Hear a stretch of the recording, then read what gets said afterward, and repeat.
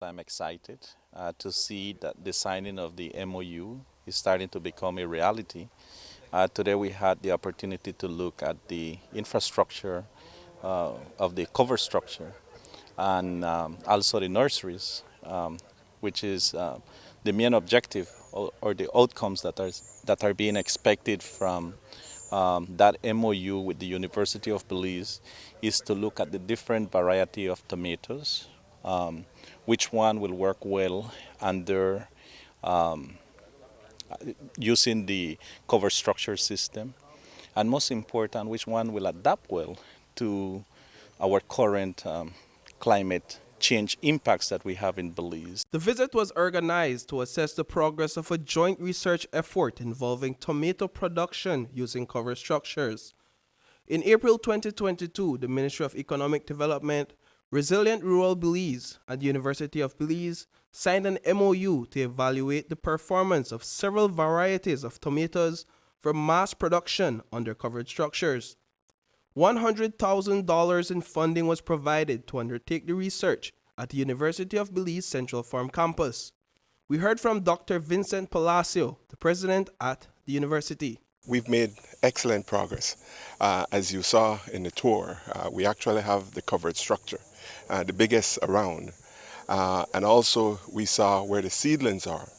We've identified 8 different types of tomato species that we will be testing to find out which grows the best in the environment that we have. So it's a very interesting time for us here at UB, particularly for the students, because they are a part of this initiative as well. And they will be the ones to go out to spread the word that X tomato species grows best in what temperature and what conditions, etc.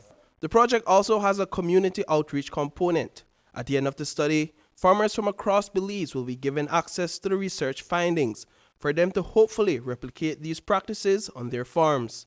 Geraldo Aldana, the climate-smart agriculture lecturer at the University of Belize, is spearheading the research. These are what they call indeterminate varieties. So they produce for 7 months and they grow like vines rather than just like little bushes.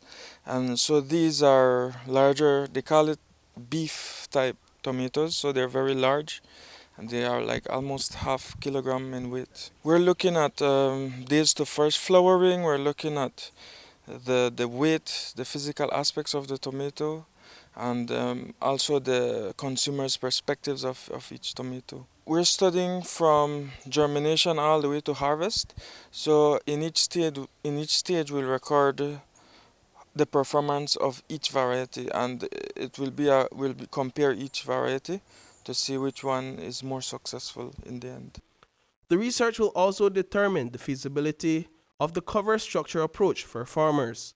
While the current research is focused on tomato production, further research will look at other produces such as onions and sweet pepper. Tomato is one of the fruits that is being produced very well in Belize. Our climate lends itself to it. However, it is seasonal. Another product is sweet pepper. But what we are trying to do is to narrow it down to one product. At this time, presently we are working with tomatoes, but our hope is to expand the research into sweet pepper. Maybe we can look at onions, different products. But tomatoes is one that lends itself. It has a very high consumption in Belize, and it also has a high importation yearly. So if we can reduce the amount of tomatoes that we import, that will definitely help in the impact. It will impact our GDP growth. Reporting for News 5, I am Paul Lopez.